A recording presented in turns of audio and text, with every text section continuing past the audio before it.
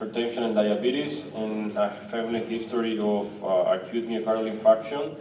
His father has an infarction at 48 years old, and our patient presented with repeated TIA with bilateral lower limb paralysis.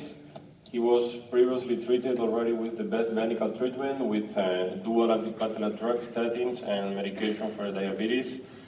He presented a ischemic stroke two weeks ago. The NIH was 3. She arrived to our hospital 2 days after the clinical onset, so no acute treatment was proposed at that time.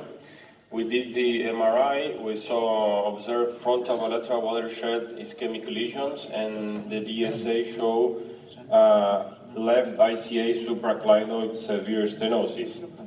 As you can see here in the MR images, we see bilateral ischemic lesions, especially on the left side. All the lesions were already seen on the FLAIR sequences. And the analysis of the plaque showed both in MR and CT images that it's a partially calcified plaque. In the sagittal view,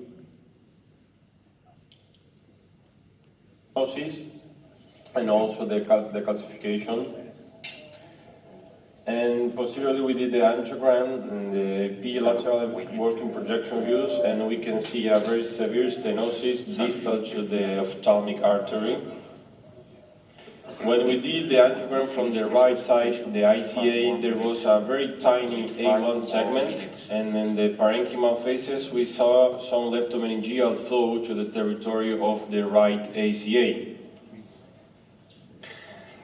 The treatment options that we consider for this case is a PTA with a drug-eluting balloon, PTA plus drug-eluting stent, or go directly with a drug-eluting stent.